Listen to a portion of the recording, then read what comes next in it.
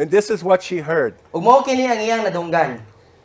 I call the Philippines chosen by me. Gitawag nako ang Pilipinas nga gipili nako. See, many times the prophets speak these words and we just ignore them. No daghang mga panahon nga ang mga propeta magsulti og ging-ani nga pulong apan ato ang ginabaliwala. We don't pray them, we don't apply them in our life. No wala nato ginaampo, wala nato ginaaplikar sa ato ang kinabuhi. We take them for granted. Ato lang ginabaliwala. So listen carefully. The Lord says, I have chosen the Philippines. I have chosen you. Hallelujah. No, ang Ginoo igsoon niingon nga gipili nako ang Pilipinas, gipili ko ikaw. You are a chosen vessel, a chosen people Pinili by ka the nga Lord panudlanan. Himself. Pinili ka nga katawhan sa Dios mismo. Ang Ginoo mismo ang nagpili sa imo igsoon. And that's a holy thing, No Igsoon. balaan ka na nga butang. To be chosen. Because Jesus said, many are called, but few are chosen. No anong balaan ka na nga butang igsoon pinasahi ba? Kay ang iyang giingon gipili ka, ang pulong nagingon nga daghang gitawag apan gamay lang ang gipili. And He says, you've been chosen to be a model of reformation. No niingon ang pulong, niingon ang propesya, giingon ang Ginoo nga gipili ko kamo nga mahimong modelo sa kabaguhan. Now, everything about fivefold is bringing reformation or change into the church. Ang tanan mahitungod sa lima ka pilo igsoon kay ang pasabot sa lima ka pilo kay ang pagdala og kausaban sa simbahan. See, until we come to this place in our personal life where we know we need change, No? Hangtod nga moabot ta sa punto igsoon sa atong personal nga mga kinabuhi nga masayod ta sa atong personal nga kinabuhi nga nagkinahanglan ta og kausaban, we will not change. dili gyud ta mausab. Until we see a need for change in the body of Christ, we will not change it. No gawas kung makita nato ang panginahanglanon nga dapat gyud nga adunay usbon na ikinahanglan nga bag-ohon sa lawas si Kristo, dili gyud na siya mabag-o. And this nation has been chosen by God to bring change, reformation to the nation. No kini nga nasod igsoon, ang atong nasod nga Pilipinas gipili sa Ginoo aron nga magdala og kausaban sa mga kanasuran. And this Igsoon is not just common change. This is godly change Nya kini to igsoon nga our kausaban. entire nation. Kini nga kausaban dili lang kini normal or kanang common nga kausaban, apan kanang Dios nun, langit nun nga kausaban para niining tibuok nato nga nasod. This reformation will come through you, the body of Christ, the church. No kini nga kabaguhan, kini nga kausaban igsoon, mahitabo sa moabot sa niining ato ang nasod pinaagi nimo, ikaw nga parte sa lawas ni Kristo. Are you understanding, Igsoon? Nasabtan ba nato igsoon? Chosen to be a treasure and a jewel in my crown. Nagipili nga mahimong usa ka bahandi ug mahalon nga bato sa ako ang korona. The enemy also wants this jewel and the treasures in the land, especially rare earth, No, ang yawa, or our resources, because the Philippines is very rich in resources. ang yawa gusto po niya kawaton kini nga bahandi niini nga yuta, labi pa man ang mga kakuhaan niining ato ang yuta, no, mga mineral, katong mga bulawan. However, I have a hidden weapon in the land, Apan bisan pa man niana, aduna ako'y tinago nga hinagiban niining yutaa. and it's my prayer army. Mao kini ang ako ang kasundaluhan sa mga mag-aampo. God's raising up a prayer army. No, ang Ginoo igsoon nagapabarog, nagapatubo, nagapatukod, nagatugod siya ug kasundaluhan nga mag-ampo. Now let me ask you, what is your number one challenge in your walk with God day by day? What is your number one challenge? Mangutana ko nimo igsoon, unsay pinakauna nga lisod buhaton sa imo ang kada adlaw nga paglakaw kauban ng Ginoo? How many of you are struggling to pray every day? No pila man ninyo diri nga adunay kalisdanan. Let's be no, honest. Kana tinuod kaya kanang maglisod tang mag-ampo. Kana bang Let's be honest. kanang tinuod? Are you there? Naba mo diha? We're examining ourselves. No so ato ang ginasusi ang atong kaugalingon. Are you honest enough to say, yes, I struggle in prayer every day? No matinud-anon ba ka igsoon nga kaya nimo moingon sa imong kaugalingon nga ako maglisod jud ko mag-ampo. Am I the only one? No sara ba? Siya ra ba ang naikalisdanan? Am I the only one who struggles in prayer every day? Siya ra ba ang adunay kalistanan nga mag-ampo kada adlaw? Di ba? Kada bang maglisod ta magampo kay kanang magampo ta daghang kita makita nga mga labhonon, hugason, pilonon, ay magyagaw, saba kaayo, no? Diha na panahon nga masuko ta. Di ba? Are you Katulgon ta. understanding? Nasabtan? Oh, di ba? Struggle siya. Maglisod ta. Maningog ang atong mga messenger. Ting! Ting! Ting! Ting! Ting! Ting! We're still talking about disobedience, igsoon. No, naghisgot gihapon ta igsoon ha, may tungod sa pagsupak. How is your prayer life? No, kumusta man ang ato ang kinabuhi sa pagampo?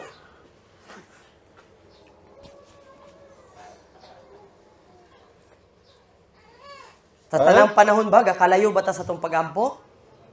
Nabi mga panahon po, nga murag wala, may Oh, lami ampo eh. kung I wala mo know my kinabati. prayer life needs change. I know it. So siya mismo siyang kagalingon niya, di ilang. Hanapoy kay kinahanglan niya usbon. I read the scripture where Paul said that we as Christians, we are like unfaithful wives to the Lord. No? We're like unfaithful wives to Him. No? Nabasahan niya nga sa Biblia, si Santiago nag-ingon sa Kapitulo 4 nga sama kita sa mga maluibon nga mga asawa diha sa Ginoo. You ever stop to think, are you really faithful? Are we really faithful to God? Are No. we really? Kana bang tinud-anay ba nakasulay na ba ka nga kana bitang naginuktok lang ka ba nga nakahunaw na bitaw ka nga bitaw no kanang tinuod lang ba kanang matinud-anon bagyud ko ni Lord? Nagmatinud-anon bagyud ko sa Ginoo? So to answer that question, all I have to do is answer, how's your prayer life? How's your daily prayer life? No, so para matubag nato na nga pangutana kay ang kinahanglan nato pangutana ng atong kaugalingon nga kumusta ang ato ang kada adlaw nga pagampo. Are you there? Napa mo diha? Do you think I'm trying to condemn you? To ginakondinar ba kaniya? I can't condemn you without condemning myself. No, dili kaniya Because makondina. I'm guilty as charged. Dili kaniya makondina kay siya po guilty man.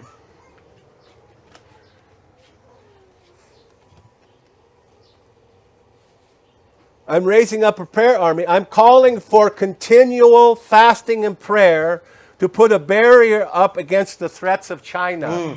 Nagapatubo ako sa akong kasundaluhan sa pagampo ug nagtawag ako sa mapadayunon nga pagpuasa ug pagampo aron sa pagtukod ug babag batok sa mga hulga sa China. So God is calling the church to continual prayer and fasting. So ang Ginoo nagatawag igsuon sa mapadayunon nga pagampo ug pagpuasa. When I say continual prayer and fasting, how does that strike you in your kasing-kasing? No, so pag moingon siya nga mapadayunon nga pagampo ug pagpuasa unsay iguan na sa imong kasing-kasing igsuon? How does it strike you? No, unsay iguan na? Does it put fear in you? Nabay kahadlok sa imo Oh, continual? Ha, Did he say mapadayunon? continual Ha, mapadayunon? prayer and fasting? Nga pagampo ug I mean, pagpuasa? I have to skip eating pagkaon, No, buot pasabot. bulad, Buot pasabot nga dili ko mukaon. magluto. Nga, buot pasabot ani I have to skip meals. Ha, buot pasabot ani dili sa ko mukaon. Luiban sa nako Are you guys understanding? Are you getting any of this? Nasabtan ninyo? We're talking about disobedience to the Lord. So naghiskot gyapon ta igsoon sa pagkamasinupako nato diha sa Ginoo. Everybody wants the blessings of God, but nobody wants the responsibility. No, ang tanan ganahan sa panalangin pero wala gyud gusto og responsibilidad. Ganahan ta panalanginan. He's calling us, the body of Christ, into continual prayer and fasting Ginatawag ta sa Ginoo against igsoon. China because China is trying to take over the Philippines. Do you understand that? No, nasabtan ninyo They're igsoon. trying to steal our resources. Ginatawag ta sa Ginoo sa mapadayunon nga pagampo ug pagpuasa tungod kay para makabutang ta ug babag batok sa China kay ang China ang ilang gustong buhaton nga kawaton kini nga nasod. Are you aware of the Spratly Islands and what's going on? Kabalo mo sa nahitabo sa Spratly Islands?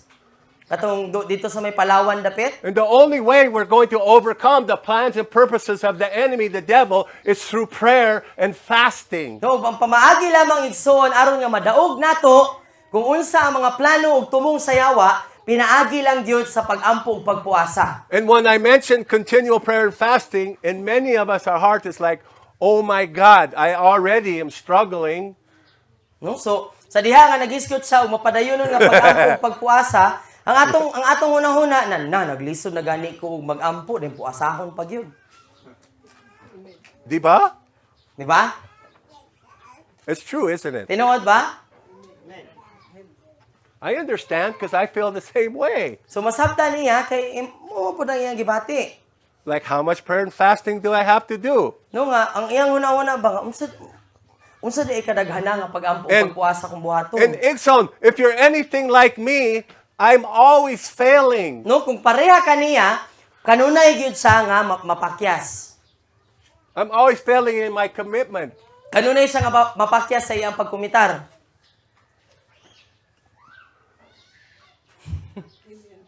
Well, I am. Oh. Siya mismo iyang giila sa iyang kagalingon nga naa siya kapakyasan. Mapakyas siya sa iyang mga ginakumitaran. See, I can do really good for 2 or 3 weeks. No, duha tulo ka semana, I do kaya really pa na good. niya. I think I'm doing great. No, mabuhat pa na niya.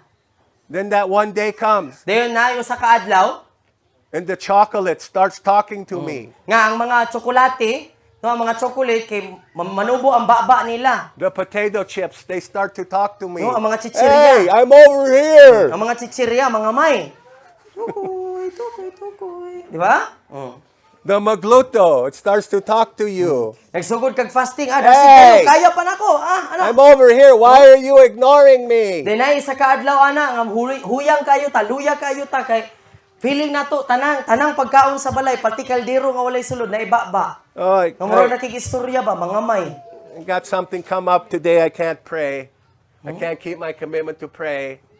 I'm being distracted. So, pareha niya mayon sa may moabot karon, maglisod ko gampo ron. That ever happened to you? Naway mahitaw nasulayan na ninyo? Namang ko'y lakaw. That's true. Di ba tinuod? Let's just admit it. Ato lang kung dawaton, ato ang ilhon bas tong kagalingon. We're examining ourselves. How obedient are we to God? No, so ato ang ginasusi ang ato ang kinabuhi ba? Unsa ta ka masinugtanon diha sa Ginoo? There are pacts being made and promises made to divide up the nation of the Philippines because of its stance as the first Christian nation in the Pacific Rim. No, adunay mga pakigsaad, adunay mga pakigsaad nga gibuhat batok sa Pilipinas tungod sa ato ang pagbarog isip ka Kristohano nga nasod. But the Lord says, Apan ang Dios nagingon, all the denominations must stand together to pray. no, ang tanan nga mga denominasyon kinahanglan nga magkahiusa ug mubarog sa pagampo. God's calling all Christians to pray, No, ginatawag sa Ginoo ang tanang mga Kristohanon nga magampo. to fight for the people in this nation, No nga makigbisog ta para sa mga katawhan niini nga nasod. to fight for the plan of God, Para nga makigbisog for ta this sa plano nation, sa the Ginoo Philippines. niini nga nasod nga Pilipinas. because God loves this nation Kaya and nahigugma has ang Diyos chosen us. niini nga Pilipinas ug tungod kay gipili ta niya. But how serious will we take that example? Apan unsa man ka seryoso ang ato ang pagdawat ni ana Because there's a price to pay for obedience. no tungod kay aduna gyud tay nagyoy ganti nagyoy bayad nagyoy kapalit kung mahimutang masinugtanon diha sa Ginoo. Are we willing to pay the price? Musugot ba ta sa Are we baylo? willing? No musugot ba ta kung unsay pangayoon sa Ginoo na siya ipaundang sa atoa? If we're not willing to pay the price, the enemy will have his way in the Philippines Okay, kung dili and ta- steal our people and steal our nation. Kung dili ta musugot igsoon nga mobayad sa kung unsay pangayoon sa Ginoo sa atoa igsoon, no kung unsay iyang kuhaon gikan sa atoa, ang yawa mao'y magmadaugon ug mugamit or siya mo'y maghari iniining ato ang We'll steal nasod. our children. We'll steal our young people's destinies and callings. No kawaton sa yawa ang atong mga bata, kawaton sa yawa ang atong mga batanon, ang tawag sa mga batanon igsoon. If we refuse to obey God, Kung magdumili ta sa pagsunod sa Ginoo. that's the heavy weight of the truth. No mao na siya bugat nga gibugaton igsoon sa kamatuoran. Not about being perfect, Ikson. It's about being willing. So dili man ni siya mahitungod igsoon sa pagkahingpit apan kung masugot ba ta, magmasinugtanon ba ta sa Ginoo. Asking Holy Spirit to help us. No, ang ato ang pangayoon sa balang espiritu ba nga tabangi ko. Oh, I fail in Holy my Spirit. commitments. No, mapakyas man siya sa iyong mga gikumitaran. I fail all the time. No, sa tanang panahon, sige gyud. But I refuse to accept guilt and shame. Pero dili gyud niya dawaton ang pagkasinad-an ug ang I kaulaw. refuse to be condemned. Did-an gyud niya ang mabati niya ang nga kana bitong kumuabot na bitaw nga kanang I'm pakasad-an ka. trusting in the Lord Jesus. I'm trusting in the Holy Spirit to help me to overcome my disobedience. No, iyang Trusting gina- Him to do it. I can't do it. No, nagasalig siya sa Ginoo nga ang Ginoo mo'y mutabang sa iya sa iyang pagkamasinupakon. Kay kung siya lang, dili gyud niya kaya. Do you understand it? So Nasabtan nato igsoon? Our nation is at stake here. No, kaya ang ato ang nasod mo ay nakatayaan ni.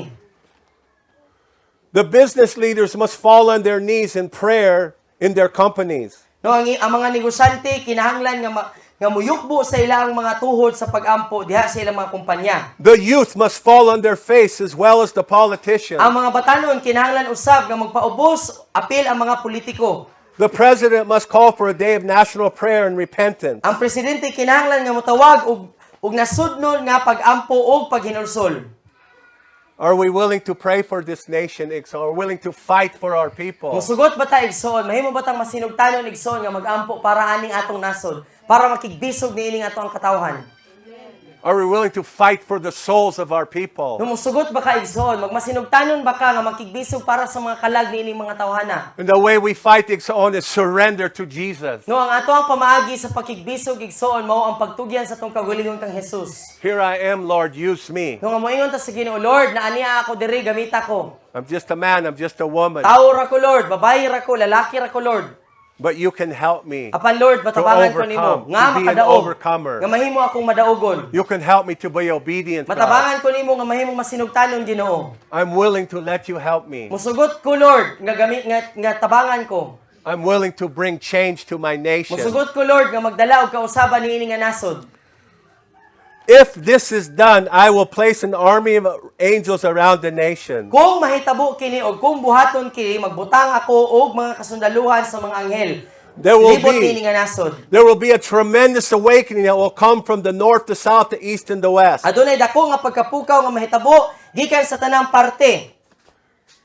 Corruption will be exposed, Ang pagpangurakot madayag. first in the church Una sa simbahan, and then in the nation. unya sa nasod. The reason that our government is corrupt is because our church is corrupt. Ang rason igsoon ngano nga kurakot ang ato ang gobyerno tungod kay nagsugod gyud na siya sa simbahan.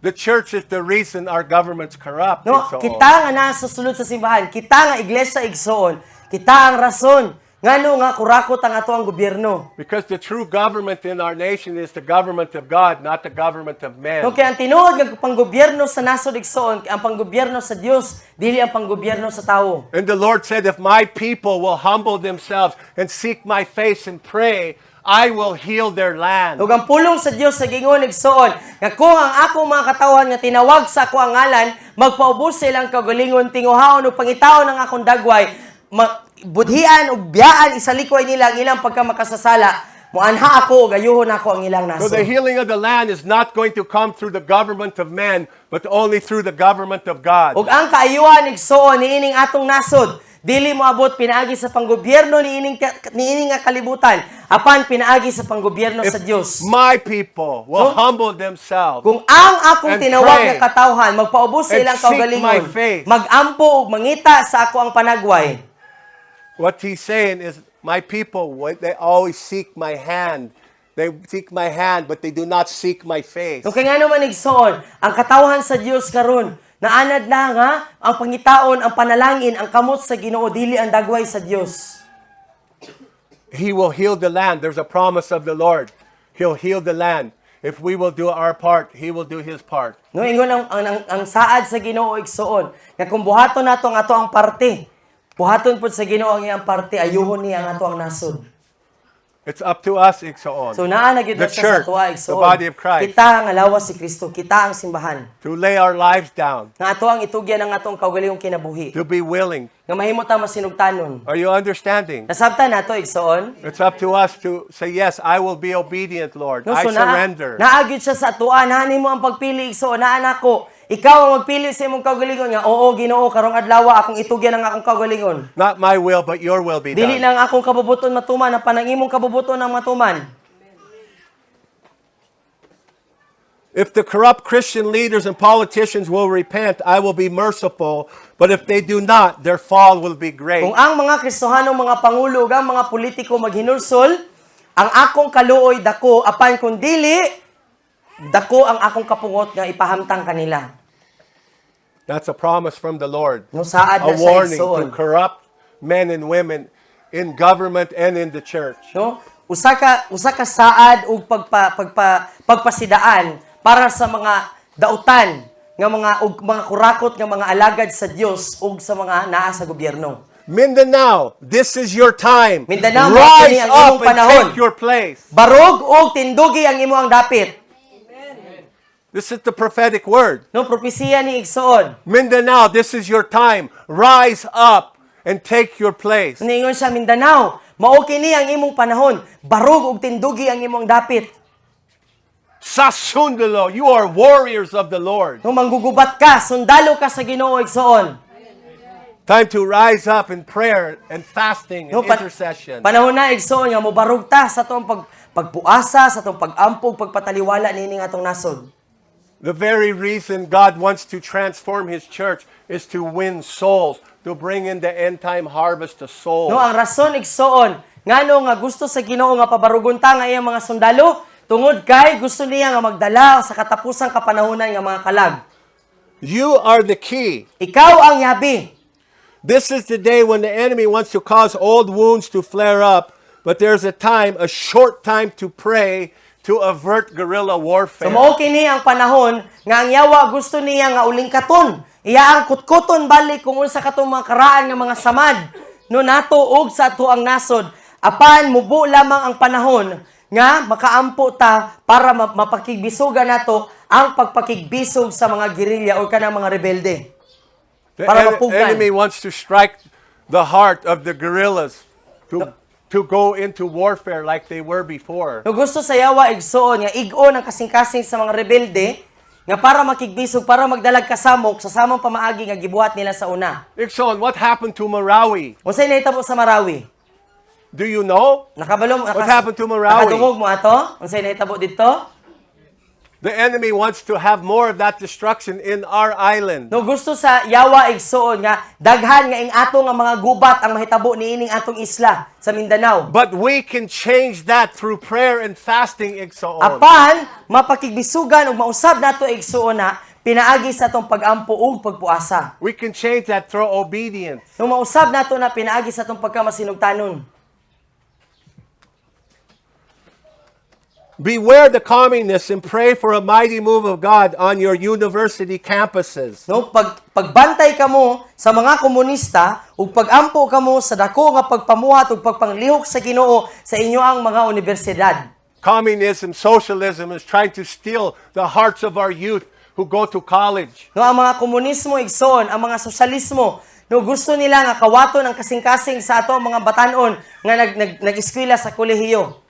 In many colleges, the things they're teaching them, No, it's ungodly. No, sa kasagaran sa mga college, kaya ang ginatudlo nila kay dili subay sa Panginoon. Stealing the hearts and minds of our youth. Na ilang ginakawat ang kasing-kasing ug panghuna-huna sa mga batanon. It's real, Ang Iksoon. tinuod ni igsoon. It is real. For there will be a Jesus people movement. Tungod kay adunay mahitabo nga pagpamuhat diha sa mga katawhan ni Jesus. If we pray for a mighty move of God. Kung magampo ta sa dako nga pagpamuhat sa Dios. But Satan is trying to raise up a counter movement. Apan si Satanas, iya usab nga ginasulayan nga magpabarog og kontra nga pagpamuhat. Do not say the communists are nothing, for there are plans in the making to work with China. Ayaw kamo pagsulti nga wala lamang kining komunista. Tungod kay adunay mga plano nga nakigtrabaho sila or nakig-abin sila sa China. We have a deep history in the Philippines of communism wanting to run our country. No natay lalong nga You know the kasaysayan. history.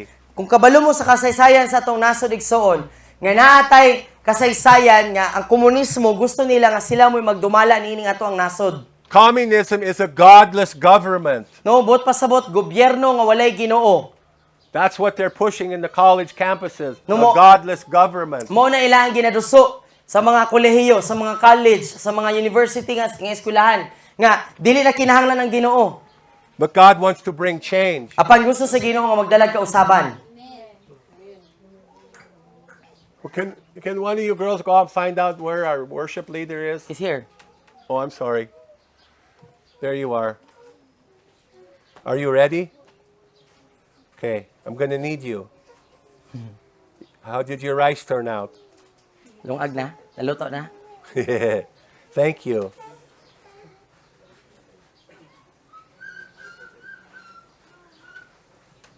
revolts are planned, but it is my desire for it to be a Jesus revolution instead. Hallelujah. No, ang mga pagpangalsa or ang mga kagubot giplano apan ang akong tinguha mao nga mahimo kining revolusyon alang kang Jesus. Hallelujah. God said, worship is key. Ningon ang Worship Ginoo is the key. nga ang pagdayeg nato ang ato ang pagsimba sa Ginoo mao ang Yahweh. Worship is the key to overcome the plans of the enemy for the Philippines and Mindanao. No, ang yabi igsoon para nga madaog nato kung unsa ang plano sa Yawa diri sa Mindanao ug sa Pilipinas mao ang ato ang pagdayeg sa Ginoo. Worship is not something you do on Sundays. No, ang pagdayeg dili lamang kana pang Domingo. Worship's not just singing a song. Ang pagdayeg dili lang na sa pagkanta. Worshiping God is a lifestyle. Apan ang pagdayeg sa Ginoo sa It's a kaestilo sa lifestyle of kinabuhi. surrender. No, pag-estilo sa kinabuhi nga pagtugyan sa kaugalingon diha sa Ginoo.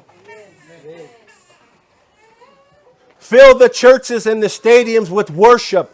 Worship will roll back the darkness and you'll see a national move of the Holy Spirit to raise up both revivalists and reformers. Ang pagdayeg, punan ninyo ang mga kasimbahanan ug ang tanang mga tigumanan sa pagdayeg. Ang pagdayeg maoy mutuklod sa kangit-ngit ug makakita kamo og nasudnon nga pagpanglihok sa balaang espiritu nga magpabarog sa mga magdala og kausaban ug mga pagkapukaw. Hallelujah.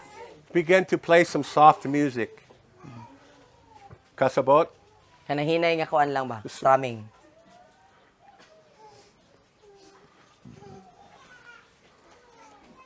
Let's lift up our nation, the Philippines, to God. Atong iisa ni kining ato ang nasod nga Pilipinas didto sa Ginoo. We're still talking about obedience. Nagiskot gihapon tayo igsoon may tungod sa pagkamasinugtanon.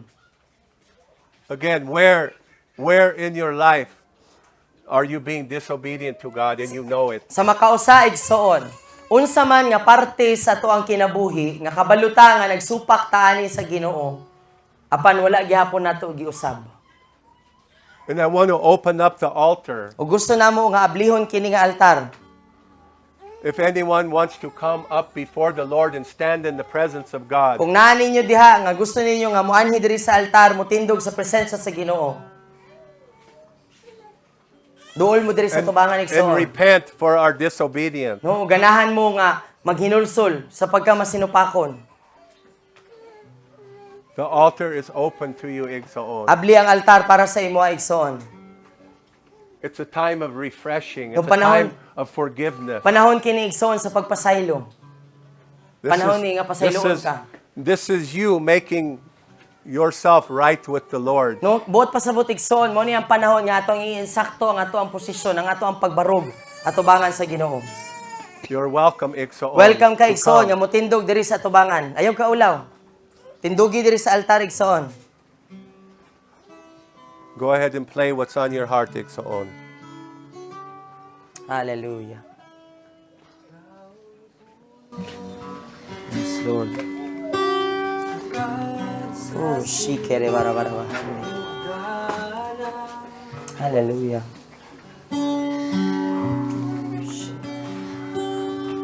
Oh, kanimo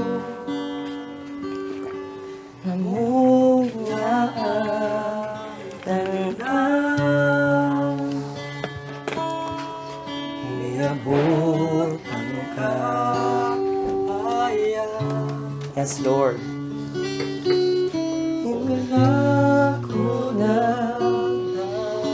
Thank you, Jesus.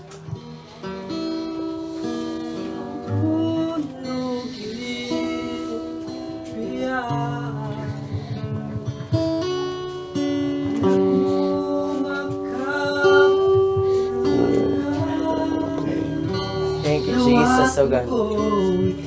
Puro mo siya karabababahan. Hallelujah.